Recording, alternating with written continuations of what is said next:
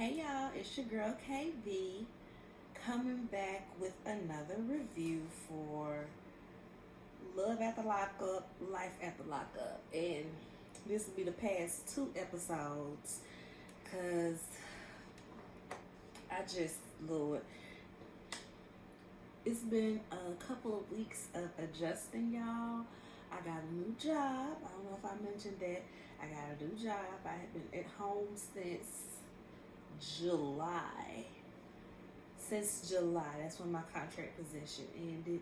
So I just been, waiting on the perfect opportunity. Wasn't just gonna jump onto any old job just to say I got a job. The luxury is having a husband that can take care of things. And finally got, my dream job working at a great company. But my work schedule is from 7 to 3:30. So that's been an adjustment. I'm an early riser, so that was never the problem. It's just a matter of driving in the dark to get to work. Because I leave here at about 6 o'clock in the morning. It's a good 30-minute drive. But it's been icy out here in Memphis. It's been foggy than a mug. So you got to factor in another 15 minutes or so to be able to get there safely. And then my daughter just started daycare for the first time last week. So it's you want to make sure you're there when they get home, or you get right home to be with them so that you can really see how she's adjusting. So I haven't really been working out as much as I need to, and I haven't been doing my reviews on schedule. But this week, this is the week where I'm like, okay, I think we're all good as far as her and daycare, me and the work schedule. I'm filling everything out, so I'm getting back to a regular schedule. Just in time for I think next week is the finale of this show, Love at the Lockup. I hope so, because it's just been it's still entertaining, but I feel like some of the storylines are a bit forced. You know what I mean? So somehow my last review got cut off. I just remember my husband walking in the room, maybe me moving around to see what he was doing. I hit the little remote and it ended it. So I had missed off on the last two couples. So I'm going to pick that up, that last little bit of episode 19, Moms Behaving Badly. So Lindsay and Blaine, they was arguing. She asked him, "You think you pull equal weight around here? You think you pull equal weight?" And he was like, "What?" She told him all he do is empty out kitty litter and trash. He don't do no laundry. He don't do no cooking. He don't do no dishes. You don't even work 40 hours. She's like, he said, "Well, I get the kids ready to go to school, and I take the kids to school, and I take them to all the activities I do. I'm here for the kids. Whatever needs to be done for the kids, I do that." She said, "That ain't enough," basically. He said, "Well, I won't do anything else." She said, "Well, you getting out of my house. You ain't gonna be doing something around here. You're gonna be getting out of my house." He said, "Well, then I won't be giving half of the rent no more." She told him he only paid on the house one time, and even then, it wasn't half the rent. And he had nothing to say. So I guess it had to be true, y'all. I think he just got mad, knocked some stuff over, made a mess, and she made him get out. Lastly on this episode, we see Melissa and Louie. They go get smoothies, and Louie is like, "Are y'all hiring?" I said, Louie is a real one, because he just trying to make sure he out here trying to get it by any legal means necessary. He trying to get it. So she tells him about her nose job consultation and how she's done already paid for it. I think, what was it, $11,000? She done already paid for it. She tells him that it's in Manhattan. They live in Jersey. He said, "Well, who taking you to Manhattan?" He said, "I have to get a parole pass. You can't just spring something up like that on me in a couple days." She's kind of getting all attitude, like she didn't know what she signed up for. Just real annoying. She tells him she has to take a pregnancy test. He was like, "Okay, why are you trying to make me nervous about that?" She's like, "Well, do you want a baby?" "No, not right now. why are we even talking about this? Which she did make it a big deal, like, girl, you ain't thought you was pregnant at no point during this relationship, but now that you gotta take a pregnancy test to make sure that you're not pregnant before getting this nose job, now you gotta make it a big deal and act like, oh, we might be pregnant, so let's make sure we take this test. She's so annoying. So Louis does get his travel pass. He gets approved to go to New York for the day or night or however long they there. She wants to go to a fancy dinner, but he ends up taking her to this pizza spot to meet the guy that taught him how to make pizzas. So she's just kind of like, oh, okay, all right. And he's trying to, open up, let her know his life and all that stuff like that. And she just complains every time. Every single time she finds a reason to complain, y'all. It is so exhausting. I truly don't understand how Louis does it. I guess because at this point in his life, it's either Melissa or Donna. And they basically the same person, so might as well just go with Melissa where you can, have some benefits to it. So that was, no, he tells her that he got a job at a pizza spot. And she starts complaining, like, I don't want you working at a pizza spot. You're 42. You're going to get sucked into this life and be there for 20 years. If somebody asks what you do for a living, I'm supposed to be like, oh, I date Louis, the pizza guy. And it's like, girl, why are you so worried about stuff like that? He was in jail. You was dating Louis, the jailbird. And you wasn't so concerned about that. But you feel away, you embarrassed about him being the pizza guy, but you weren't embarrassed about him being jailbird. Make it make sense, y'all. Make it make sense. So, episode 20, Shimmer Down. This was a pretty decent episode last week. It was pretty good. So first we're gonna start with Brittany and Key Rock. They getting ready to go see Abuela. Brittany apologizes for losing her cool. She had a moment and she just, she didn't want that to overshadow what they're finna go do. They get to see Abuela. Abuela calls Key-Rock her grandson. And she's very welcoming. They have a very good little time there. And she's basically telling her, your mom is crazy. When you were in jail, she was telling people that you were in college, and I was asking, well, give me her phone number so I can talk her. Oh, well, she didn't pay her phone bill, so you ain't got no way to call her. And Grandma said she didn't know till later on that Brittany was actually in jail and not college. So Abuela just basically telling Brittany, like, don't even let your mama being like this stress you out. Like, we both know she crazy. Y'all got me, if anything, and I'm going to always be here for y'all. So she tells us how she was raised. Basically, she lived with her granny her senior year. I guess like when she was growing up, she was getting in all this trouble at home. And then she went to go live with her grandma her senior year. And she did fine. She wasn't in the streets. She was making good grades and everything. But her parents made her come back home for some reason. They made her come back home. And when she did, she went to the streets. She was wilding out again. And that's when she ended up getting locked up pretty young. So her uncle is there, and he pulls her outside, and she tells him about the proposal, and he's, he gonna support it too. He's here for all of that.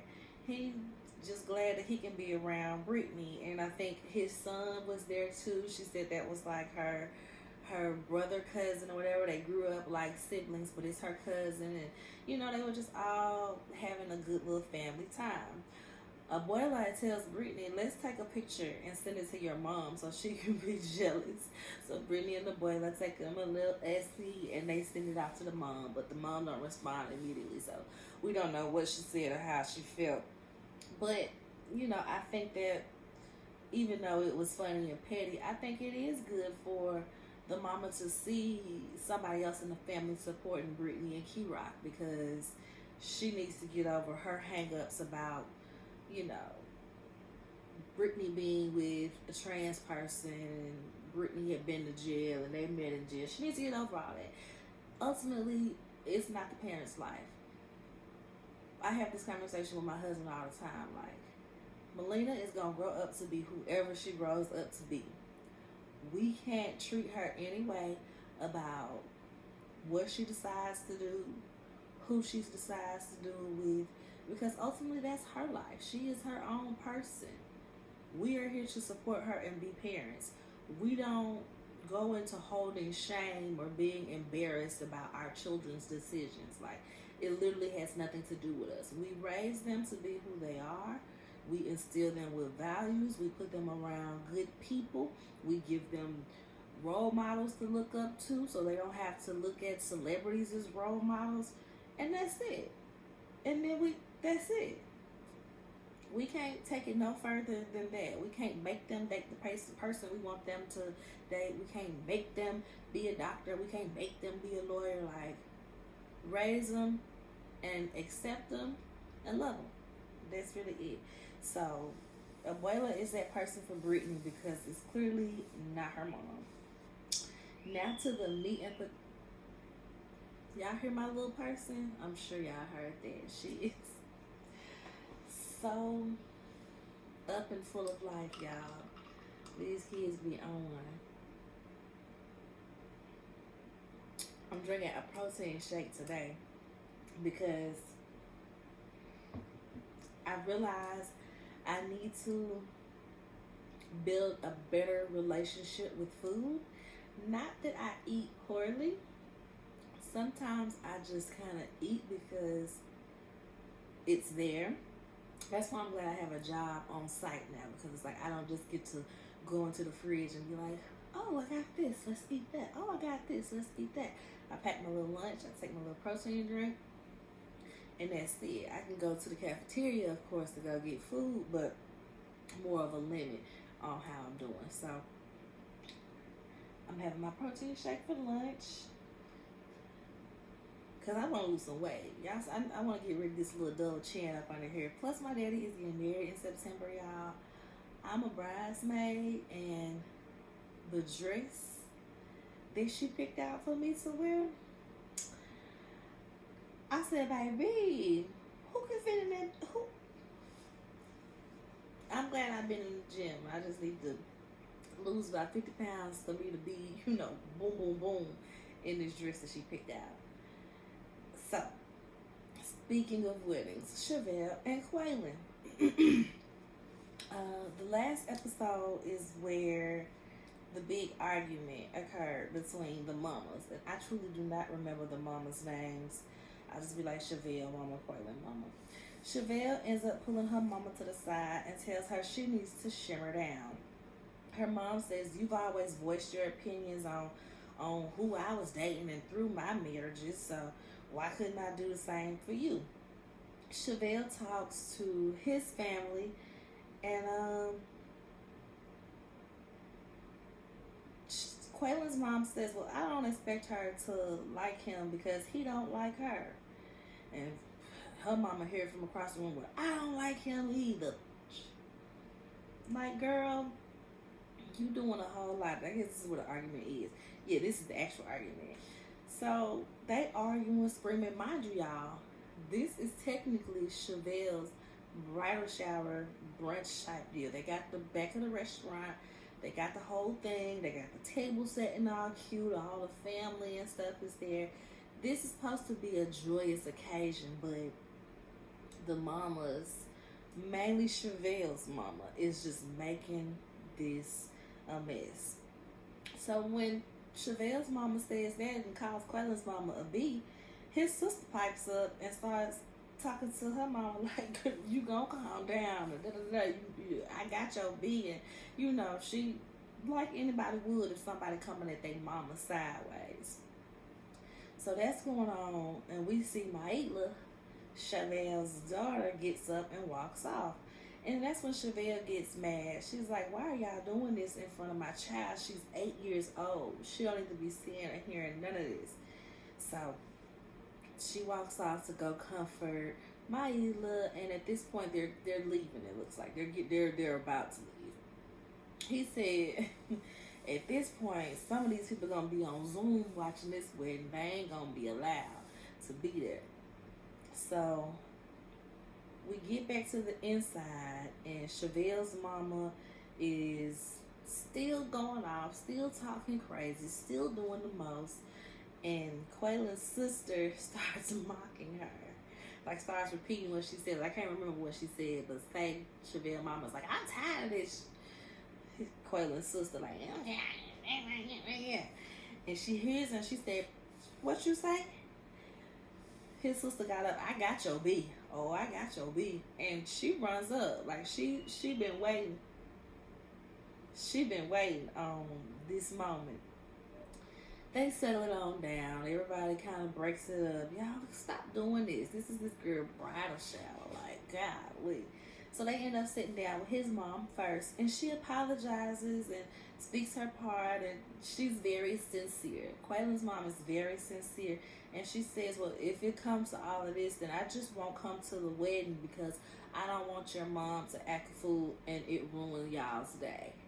I don't want it to be ruined because of me. So if I gotta just not come to the wedding, then that's how it's gonna be. And that was very big of her.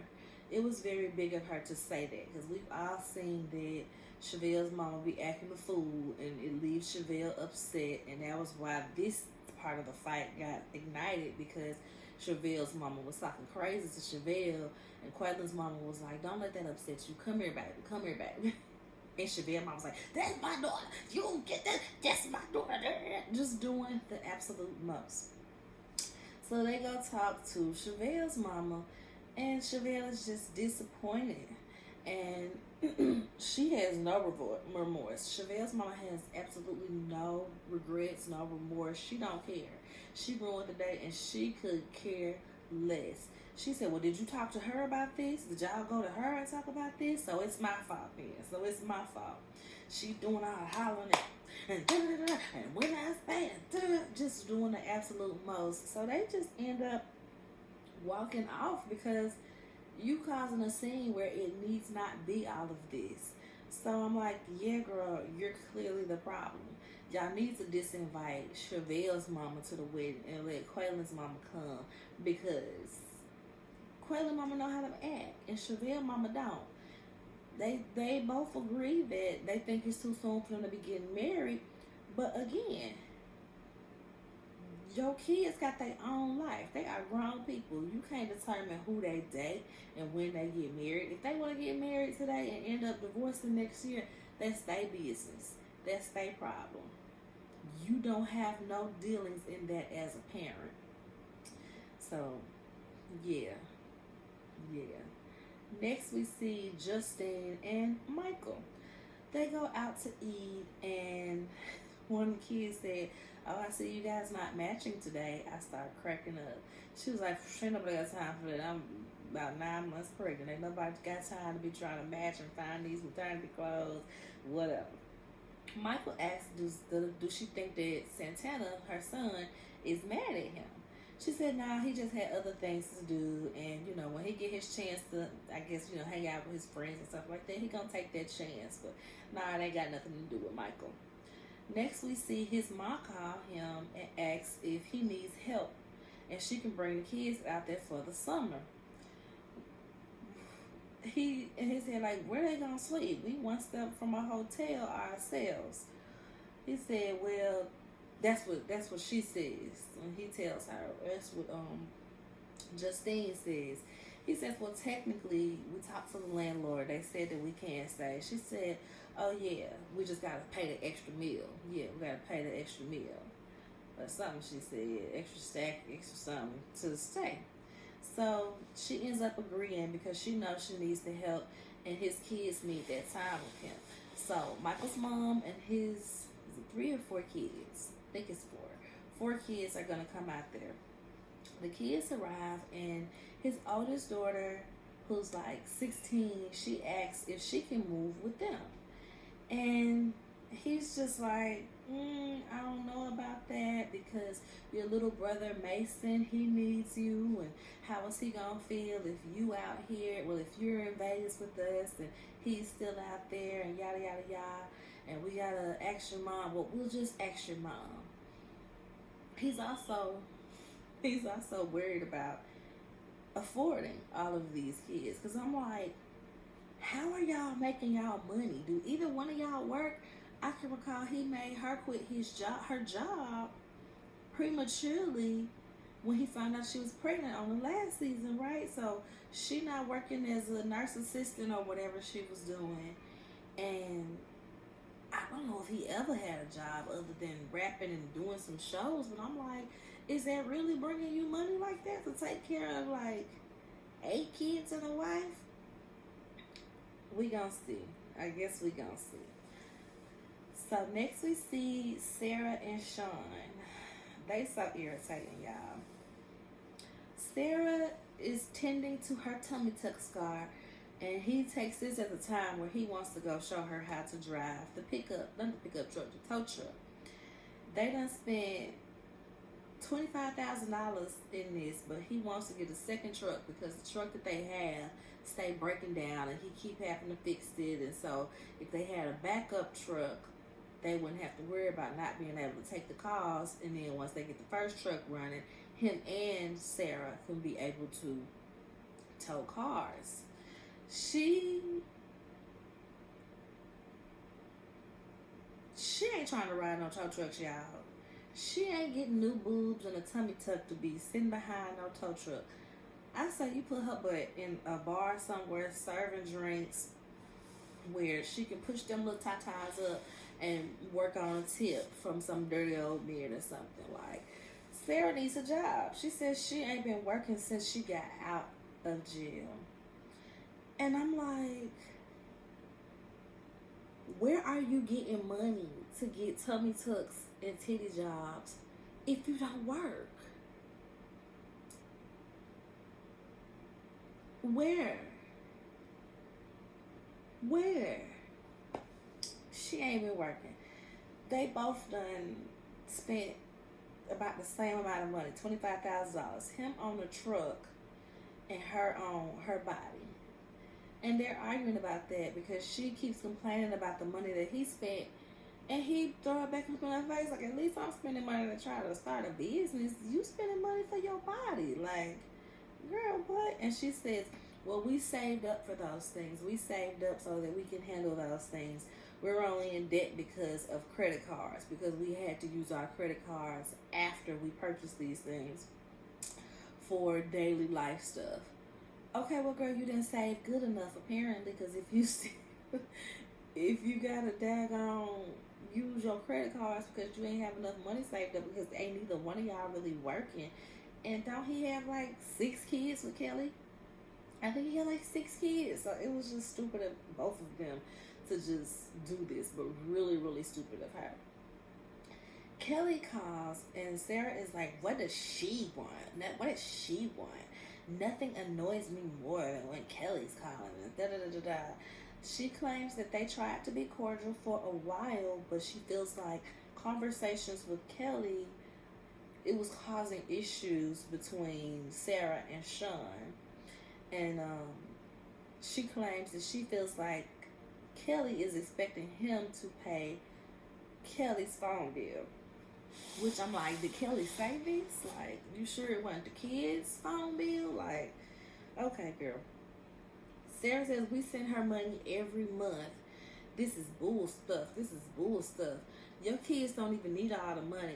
It ain't even kids no more. Ain't one of them in the army, and one of them doing this, and oh, now they want to go to college? Where is that coming from? I feel like we ain't never heard them say he wanted to go to college before. Hope she got a college fund for him. Girl, what? She gonna say, we send her at least $1,000 every month. I think she's using the money on herself. Like, yeah, she might be using some of it for the kids, but I think she's using some of the money for herself. $1,000 split between 6 kids that probably got cars, cell phones, after school, sports and stuff that got fees, college applications. He might even have some young enough to still need some type of school care or something. Like, girl, what are you smoking? Is it crack? It has to be crack or meth. I think she was a meth girl. Yeah. So she's under the impression that Sean is still sending $1,000 every month, but he's not, y'all. He said he's been taking money out of the account telling her that he's sending it to the kids, but he's really been spending it on the truck because he got this raggedy tow truck just to try to start a business, and it has not been working out for them. What a mess. Next, we have Lindsay and Blaine, y'all. They are still arguing. You don't do anything for the house. Da, da, da, da. Like I said, he tossed some pots and pans and walks out. Blaine calls her ungrateful and says he does more than what she sees. He said, I want to marry you, but we can't. Well, one of them said, I want to marry you, but we can't even get and stay on the right path together. Lindsay is like, I take care of you and your kid and the house. He pulls a Tyrese. What more do you want from me? What more do you want from me? Anyway, that happens. The day goes on. I guess somebody takes the kids to school. Afterwards, she picks up her daughter, Miley, and says, we're going dress shopping. Miley says, why?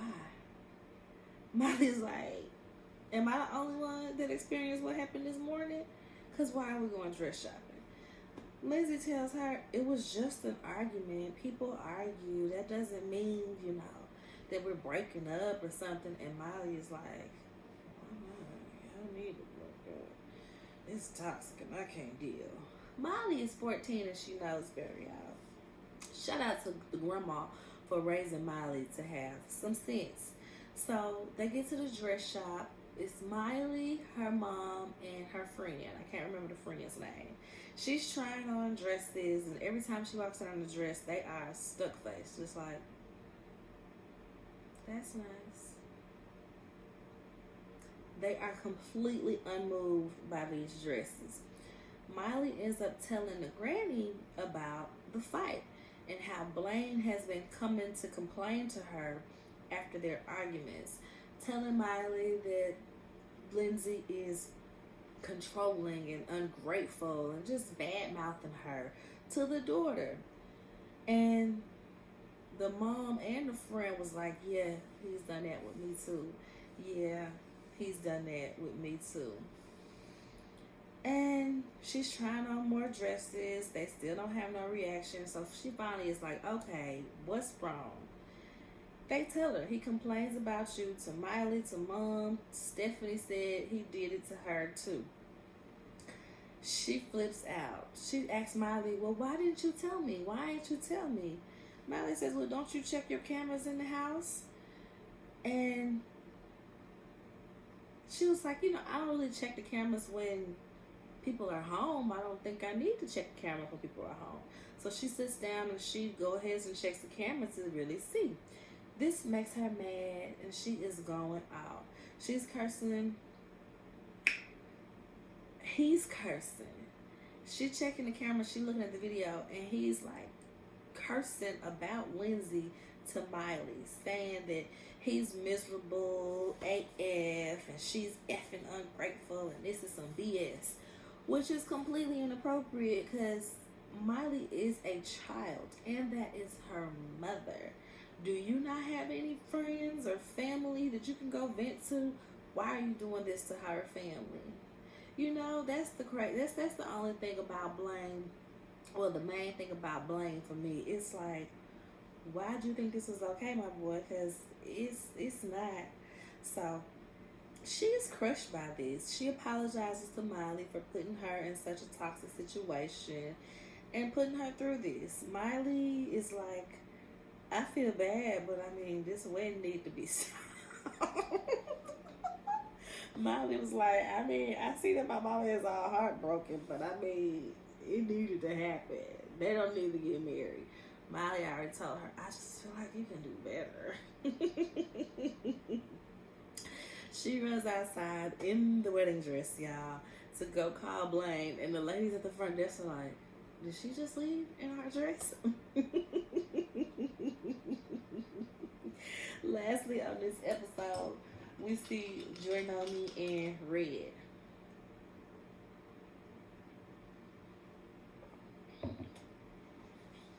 That's not my favorite flavor. We see Jornomi in red. His homie Sticks comes, scoop him up from the hotel, and they go get drinks. they meet up with another friend. So it Sticks, his wife, and their other friend, Lil D. And I think all the guys was locked up together. Lil D is the one who hooked Red up with Joy so he could milk her for her money. Red says, he did that for like 18 months just getting the money up off of her, but then he fell in love. Stick's girlfriend is like, well, what did you do? Because, he's sitting there kind of complaining or whatever. What did you do? What you do to make her complain? What you do to have her on your case like this? And I just so much love that they had a woman in the mix to be like, nah, you ain't finna act like she just out here acting crazy. What did you do? Well, I was liking some pics and everything. Well, what kind of pics? And he tells her what's going on. She like, you can't do her like that. Like, no, that ain't right. If ain't nobody else told you, that ain't right. So Joy is at home and she's looking for his PlayStation because remember she was like, are you coming back? And he was like, yeah, I'm coming back. I left my PlayStation here. That's like my prized possession. Of course I'm coming back. It seems like he took the PlayStation and she is devastated because she feels like, dang, if he took his PlayStation, he's not coming back. So he's out with his family now and tells them that he proposed. His cousin is like, well, are you done with the other girls? Like, how you just going to propose when you still out here in these streets? You got girls calling me, like, what's going on? While he's sitting there, he sees that Joy has posted a picture. She posted a little thirst trap, and apparently it worked. She had her little makeup on, had the boobs pushed up, y'all. And he like, woo, look at my baby, looking good. Let me go call her. He steps outside to go call her. She don't pick up. She sees that he's calling, but she don't pick up. She sends it to voicemail, and he leaves a voicemail. He basically says, like, he finally decided that he does miss her, he does love her, and he's headed home to her this way. Red get home, and she's like, well, why didn't you check on us? Was you meeting with other girls? No, I was just busy. I was just spending time with my family. I wasn't with no other girls that we saw of. We don't know what happened when the cameras went down, though. She has a journal, and she lists out what she needs from him. Trust, honesty, provider, appreciation. He was like, oh, okay, well, since you want trust and honesty, I got something to tell you. I got a confession. And this is when he tells her about how he was smashing the white girl. Well, he did. It wasn't like it was a consistent thing that we saw, at least. But he's telling her that he did smash somebody once they got into the argument at the hotel and he left. She's crying. He's crying. Boo-hoo. Episode 21, Games of Chance. Y'all, Taylor and Chance are a hot mess. Chance is trying to apologize and say he didn't mean it. And he's, acting like he got a little bit of sense in this conversation. He said that she loved him more than he deserved. He acting like he want to get back together, but Taylor ain't going. Thank God. She is standing on business when she is like, no, there's just certain stuff I ain't dealing with, and this is it. He asked her, can he have a hug? I don't know if I'll ever see you again. Boy, what you mean you don't know if you ever gonna see me again? We got a child. So you saying you ain't finna come take care of your child? What a hot mess. I feel like I'm gaining my weight back. I can see it in my face. Okay, y'all, let's come back. She's having fun with the kids, doing something. I think they were painting or something. I can't even remember what they were doing. But she's hanging out with the girls, and she tells them that her and Chance broke up. The younger ones are kind of sad because, they liked having him around. They said he was funny and this, that, and the third. The older one is happy. She said he was rude and y'all was always arguing and they used to wake me up. And the younger girl was like, yeah, they did argue a lot. Yeah, he was a bit rude. And then they asked her, what are we going to do with the rings he gave us? She's like, well, we can give them back. We can get them rings back. They like, what's this noise? What's that noise? We see Chance pull up in a new daggone truck, y'all. He done got him a used Escalade. It's like, I did this for y'all. I traded in my truck for this. You got an Escalade for them? I mean, I get that it's more of a family car than the pickup truck, but You got an Escalade for them. Okay. He just wants her to know. This is what he says in the confessional, and this is why I'm like, he is so not sincere, and I'm glad that she's not going for it. He wants her to know that nobody is gonna care for them kids like he does. As if men don't sign up to be stepdaddies every day, B. Every day. Like he's the end all be all for her kids having daddies in their life. It was just so disgusting of him to even say that. They try to give him the rings back, and his feelings is hurt. He's like, well, that was my promise to y'all, but I mean, I guess I did break those promises, so I could understand why they would want to give the rings back. Then one of the younger daughters gives him, like, was it a sticker? I couldn't tell if it was a sticker or a drawing or what, of a broken heart. And he was like, she's giving me the broken heart, but the fact that she drew it means she the one with the broken heart, and he's acting like he feels all types of bad, y'all. Okay. Sarah and Sean. Y'all. Sarah and Sean gotta move because they having money problems.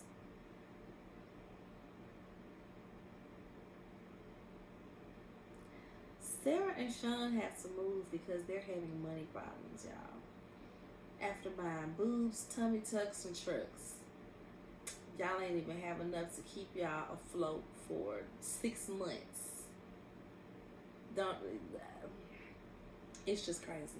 Sean said, this is embarrassing. It almost feels like I failed. You did, Sean. You did fail. But not just you. Y'all failed. Because if Sarah had 20 racks to be going to get her body done, that could have been y'all's rent for the year. So y'all both failed. I can't even put it all on you because she made the really, really irresponsible choices with the money. But yes, you failed. You still failed. What's next? They moving, and she said that her uncle, I think it was her uncle, found them a place to stay with, good cheap rent or whatever.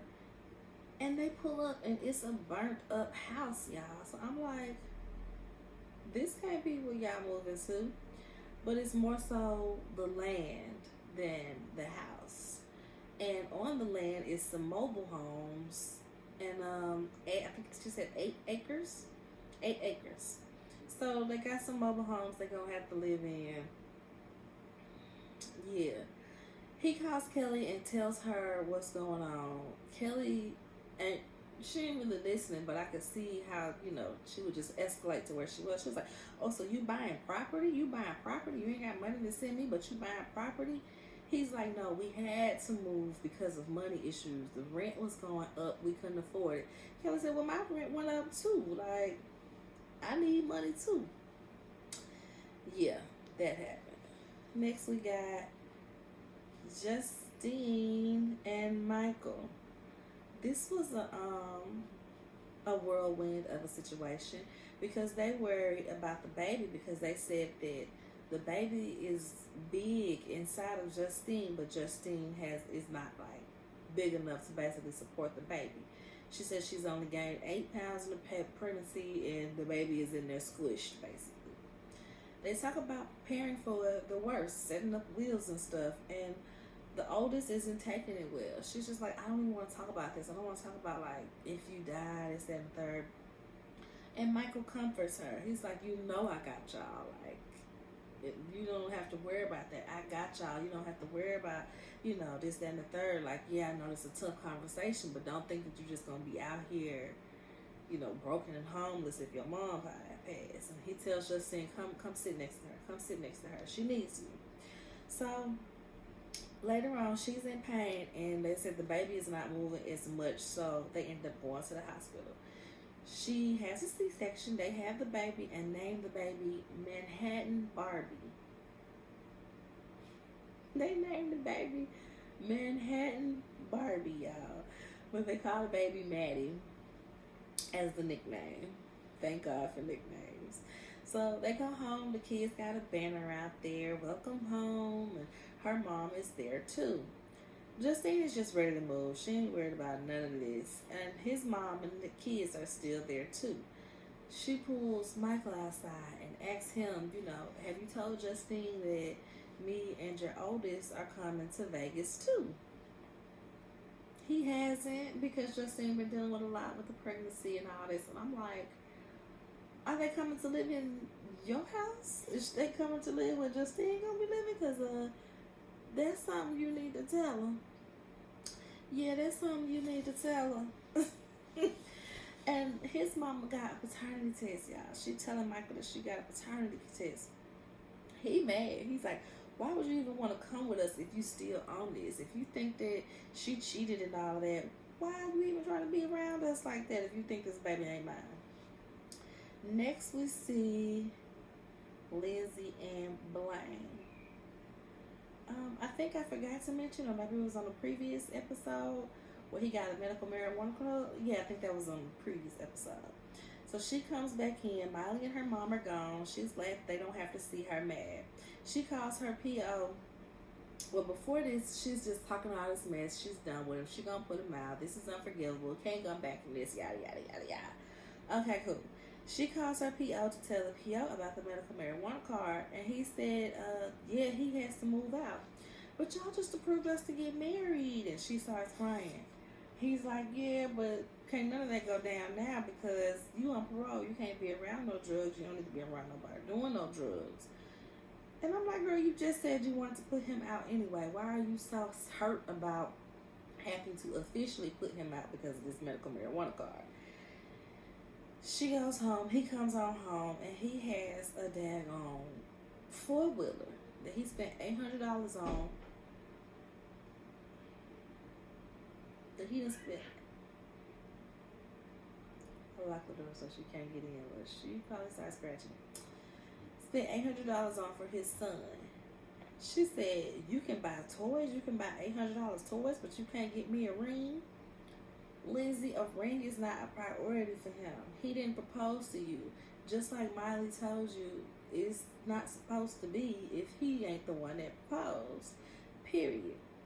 Now, what you should have said is you got $800 for a four-wheeler, but you ain't got money for this rent where we live. That's what the argument should have been, okay? But, priorities, out of order, all of the things. And he says, well, you spoil Miley whenever you want. Why can't I get something for my son? And that's effed up. And he just starts cursing and doing the most. She says, so why do you even want to be here? He said, I asked myself the same question. Well, you can't even live here no more because I told the PO you got a medical marijuana card. And he said, you got to go. He was like, why would you tell the PO that? She said, I have to. It's the terms of my daggone parole. I'm depressed. The way he said that just made me laugh, y'all. Not to laugh at somebody being depressed, but the way he said it just took me out. So for a minute, he's trying to make it better and said that he came to apologize to Miley. She said, Miley don't even want us to be together. Like, no. So he starts packing, and they're like, well, it's stuff that I can't get over. She said, like what? What have I done to you on this level? He said, you ran off with a married man. You ran off with a married man. Lastly, we got Melissa and Louie, y'all. They leaving the pieces shop and about to go take the pregnancy test to make sure she can get her surgery. He said they too old for kids. He don't want to be 60 with an 18-year-old. And I'm just like, is that? Yeah, I guess so. I guess that's how they be. At first, neither one of them can read the pregnancy test, but they finally see that she's not pregnant. So now she's got to soak off her nails so that they can get like the little, thing to monitor your heart rate on her hand. So unsanitary. They are using the daggone hotel ice bucket to put the acetone in, and he's helping her wrap her nails. Because, you gotta soak the cotton ball in acetone and wrap it with the foil. So he's helping her do all of that. Y'all, Melissa is actually being appreciative for him and saying that she's going to let up on him about trying to find a job. She realizes she's being too hard on him and XYZ, and she appreciates him and she just wants him to know. Cool. Next day, they at the doctor and she's kind of like getting nervous. He's like, "You're gonna be good. It's a very minimal death rate." She gets out of the surgery and she is back to regular old Melissa, y'all. She is just complaining. And she's like, the way he driving, he's hitting the bumps and it's causing her discomfort. And I feel like at one point he was probably hitting the bumps on purpose because she was just being super annoying for no reason. So it's time for the nose reveal. She goes to the doctor, sees her nose, and he plans a beach date for them to, reveal the nose. And we don't see it yet, so I guess that's going to be on next week's episode. She walks up with a scarf around her face to the beach, and then we'll see the new nose then. So that is this long behind review, because it was like 2 episodes and some change from another. What it is, we have 46 minutes, y'all. Let me get on off of here because this has been so long. Bye.